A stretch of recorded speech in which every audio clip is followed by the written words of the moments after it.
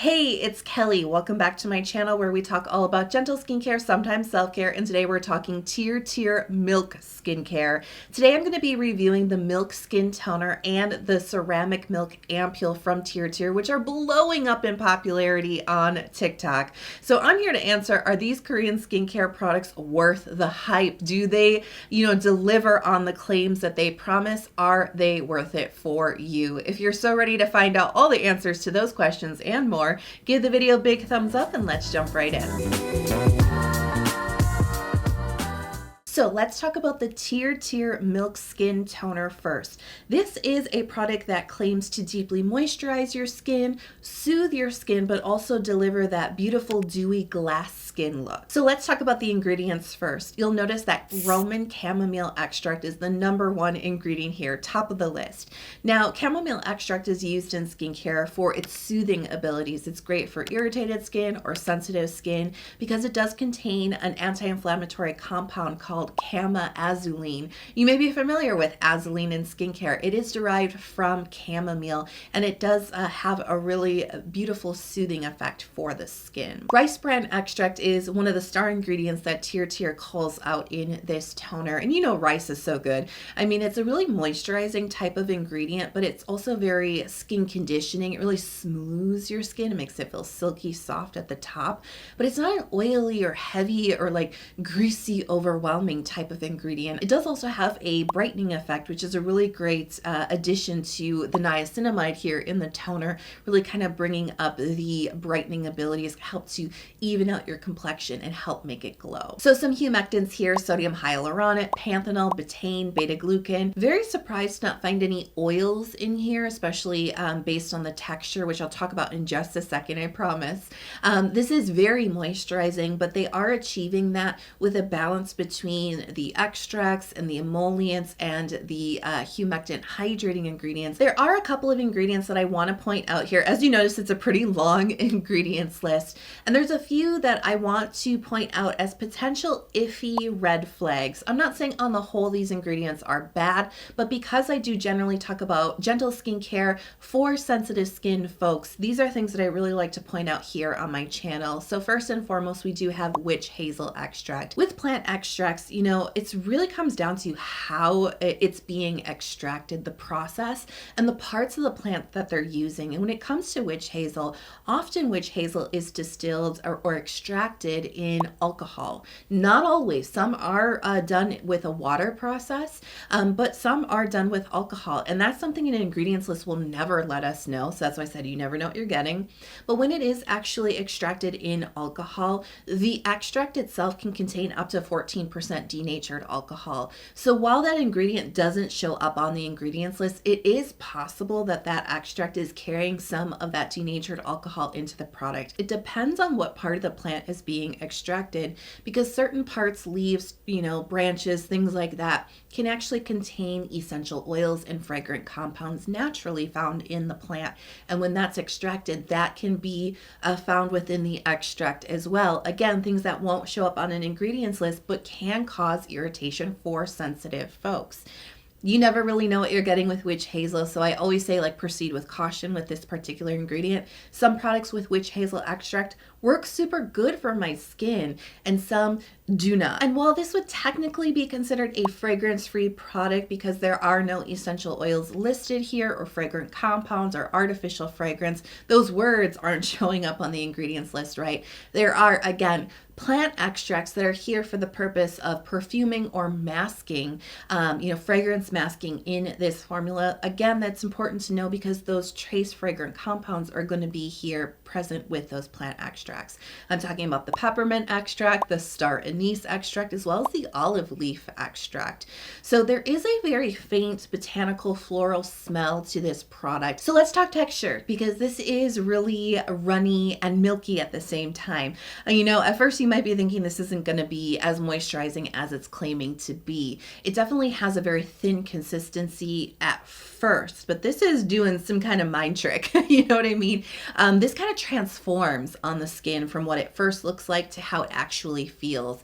As you're applying this on your skin, it will first feel very refreshing and hydrating and watery. We have that panthenol, the beta glucan, the betaine, the sodium hyaluronate at play here. You will feel those ingredients, and it will definitely hydrate your skin. I think it really dives in nice and deep as well.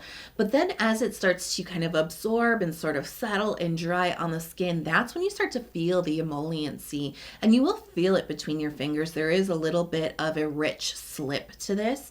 As it's absorbing in, it starts to almost thicken up.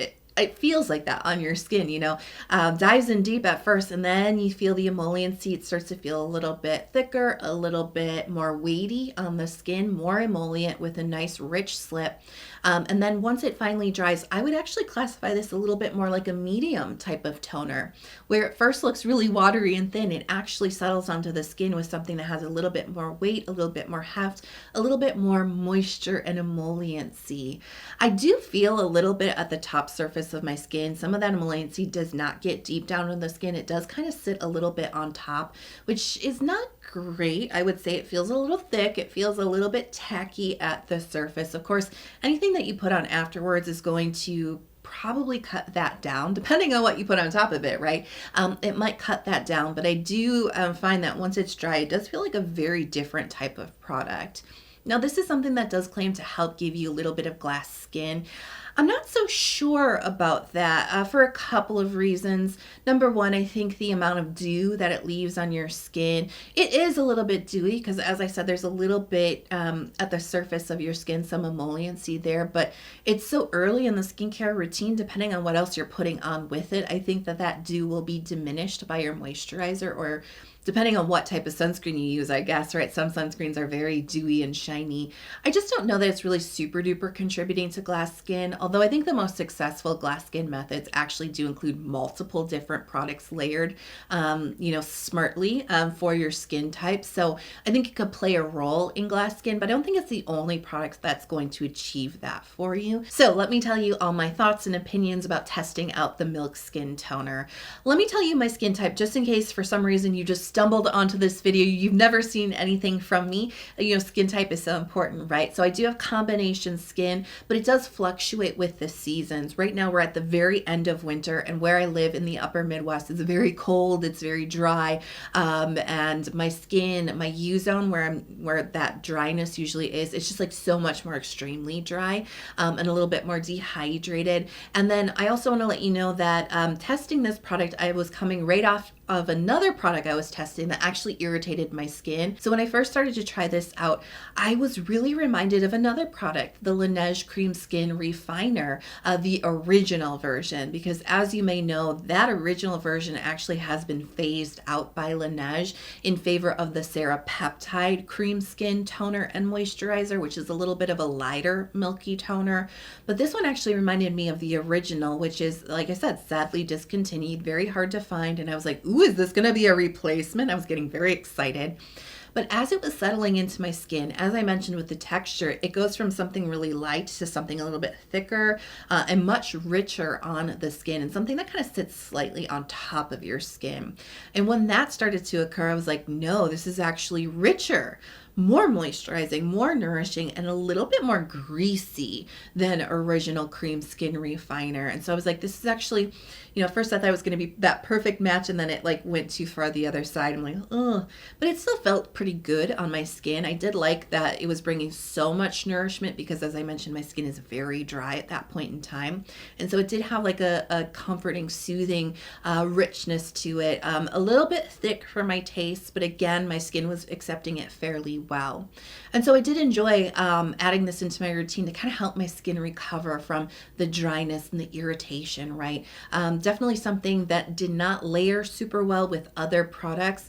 I had to really think about the other things I was adding into my routine in addition to this, like what kind of serum was I going to put on top of it? Because again, I mentioned there's just a little bit of thickness at the top of the skin that just didn't feel super duper pleasant. And then eventually I felt like this was actually starting to trigger that sensitivity in my skin. I did go over all of those plant extracts. That's probably what was the trigger here, most likely the witch hazel.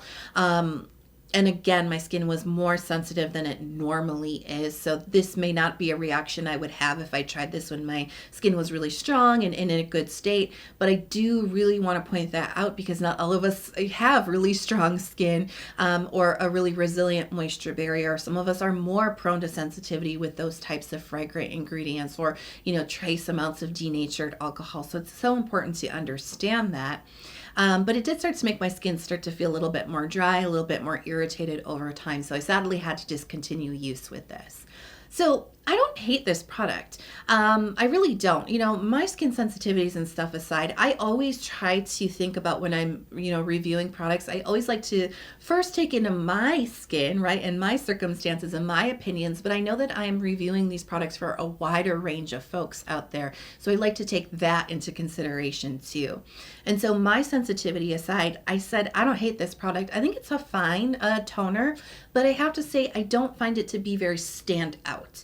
And there's so many milky moisturizing toners out there. So many brands are trying to capture the gold of, that missing cream skin refiner. It's always going to go back to Laneige, I feel like. Everybody's trying to snatch that crown. That throne is empty right now. And there's a lot of milky toners out there. I do have a video on some that I think are really excellent.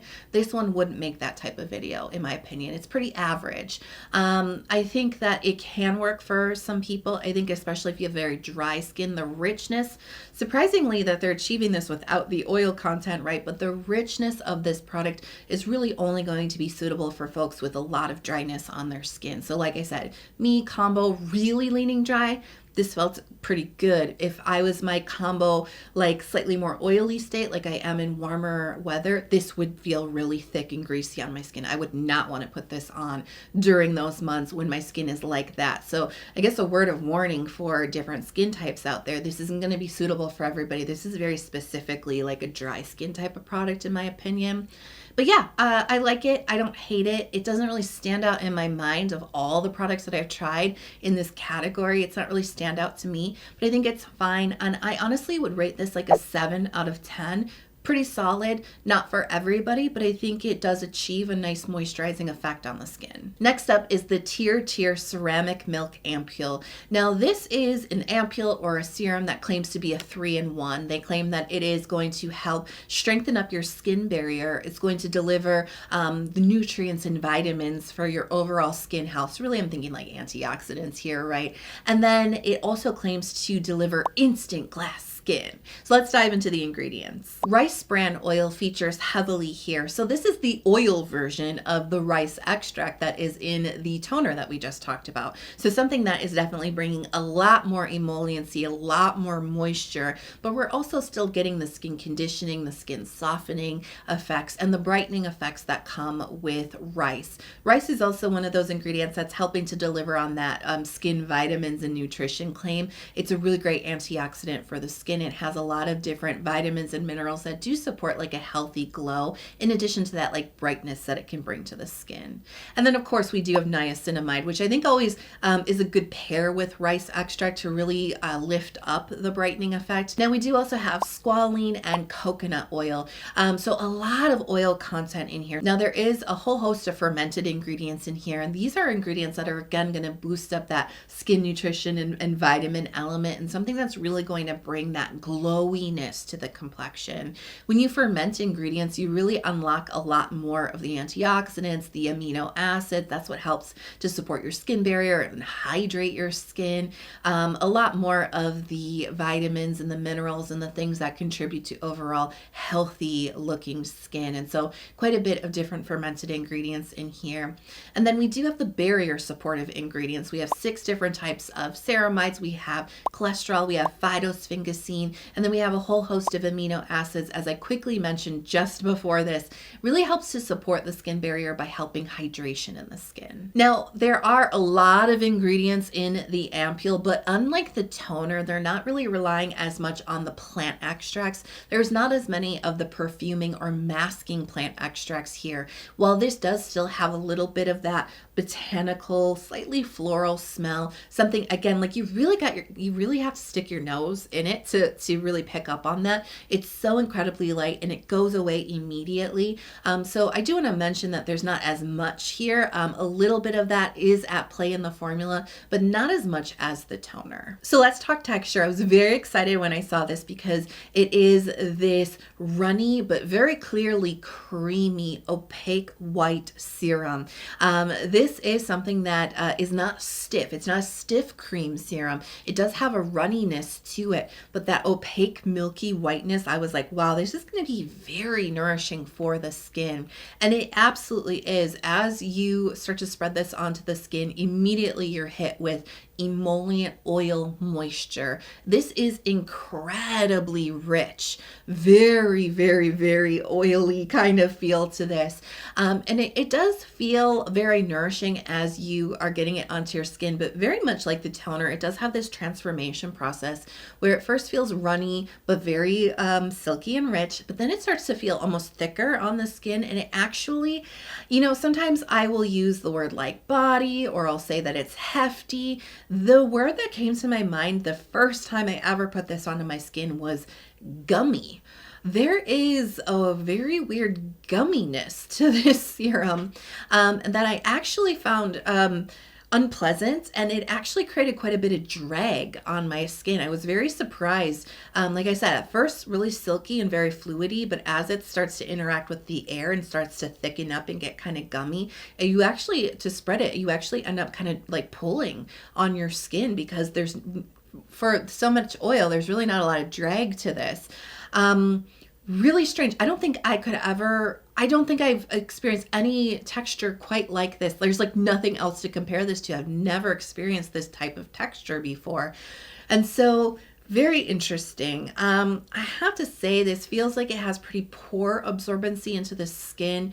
This is something that definitely feels like it sits a lot closer to the surface of the skin than really dives in and really gets down into your dryness or really settles into the skin. It definitely feels quite thick, gummy, greasy, and it does feel like it's a layer that sits on top of your skin. The very first time I put this on, I actually put it on top of the Tir Tir Milk Skin Toner, and that created like more of like an emollient like balm on my skin, like this thick shield of greasiness. I had to wash my face. I was like, nope, I can't go any further with my routine. This isn't gonna work. This feels disgusting. So washed my face. Tried it again with a watery, thin type of toner first underneath it. Not milky, not moisturizing, just pure watery hydration. And then I put this on and it felt a lot better. But I still experienced the gumminess, a little bit of the drag, and definitely this is something that sits on top of the skin. Very, very, very oil rich moisture. But for me, because it didn't sink into my skin, I felt like it was actually like shielding everything off, like sealing my skin off in a way that like my moisturizer didn't actually get into my skin. My skin actually underneath all of that oil layer felt really dry underneath. There's just something about the texture of this and my like skin chemistry that it just did not absorb into my skin at all. Even my bare skin, it still feels, no skincare underneath. It still feels like it just sits right on top of my skin. And it's really a very clunky, inelegant type of product, which is really wild to me because this retails for about $50, like full retail. It's actually a pretty expensive product. The toner is a little bit more affordable. It's in the $20 to $30 range, but this serum is so expensive. And for being what I would feel like is like more of that mid-range price, I'm expecting a little bit more elegance. I'm expecting a little bit more joy. I'm expecting that like what I'm paying for is going to have a little bit of a better type of performance. And yeah, it could be an issue with like I said, my skin chemistry and this product just don't match. But considering, if you've seen any of my skincare routines, you know how many emollients I love to layer on my skin, and my skin just drinks them up like nobody's business. For my skin to not accept this was very strange, and just that gumminess, I've never experienced that before. Now let me tell you about the finish, because this is the serum that claims instant glass skin, right? definitely it does have a very dewy, shiny kind of look to it once it is kind of dried on your skin, most definitely. But you know, I question the usefulness of that in this serum, just because, like, you know, depending on what, again, like I said, but with the toner, what are you going to put on top of it? It's possible that that dew will be diminished depending on what you layer on top of it, right? But I guess I'm just going to go back to the whole value question. If you pay $50 for this, where you could spend like $10 and just get like a straight up facial oil that you can mix into your moisturizer or layer right underneath it or even on top, you will get the exact same effect, because that's where the glass skin is coming from in this product. It's from the oil content. There's not anything magical or special happening there in the finish. It's just the oil breaking through the serum. And so again, something a little like greasy, a little thick on the skin. I have straight up oils that absorb into my skin a lot better than this Ampoule does. So that's kind of like what I'm thinking. I'm like, if you want to achieve that very specific look, which is, I think, what grabs people and why these products are very viral on social media, because they look very pretty. You know, you get yourself right up to a window at golden hour, your bare skin, and it's just shining and beaming into space. It's very compelling. It makes your skin look really good, but does it make your skin feel good? That's my question. And in my experience, it didn't make my skin feel good at all. I think it's pretty overrated. I think it's pretty expensive. My thoughts are not very positive on this one. I'm gonna rate this a 5 out of 10. It's just no good. So my final thoughts on these products. You know, I am very confused about the hype that they're receiving. You know, one of those questions I have is it worth the hype? And generally I would say, I don't think it's worth the hype that it's receiving. I would not consider getting these products unless I had very dry skin and I was not sensitive, because these products are not going to work for everybody. Please do not waste your money on these viral products if you're congestion prone. There's actually quite a bit in these products that can contribute to congestion and to acne. But the biggest warning that I have about both of these products, again, don't waste your money if you don't have dry skin. I can't emphasize that enough. If you have oily skin, even if you have combination skin, I could barely tolerate these products, right? You know, if you have combination skin, I would proceed with caution. If you have oily skin, I would say just save your money, walk away. It's not for you, and that's okay. Is it a yay? Is it a nay? For me personally, it's a nay. So I'm curious if you've tried these, have they worked for you or not really worked for you? Let me know in the comments below. If this review helps you out and you're not subscribed to my channel yet, please, I would be so honored if you'd come join our community, especially if you love K-beauty products, deep diving into ingredients, and if you have sensitive skin, this is the community for you. Come join us, and don't forget to turn on notifications so you're never out of the loop. I love you so much. Thank you for being here with me today, and I really hope that you are healthy, happy, and safe. I'll see you in the next video. Bye.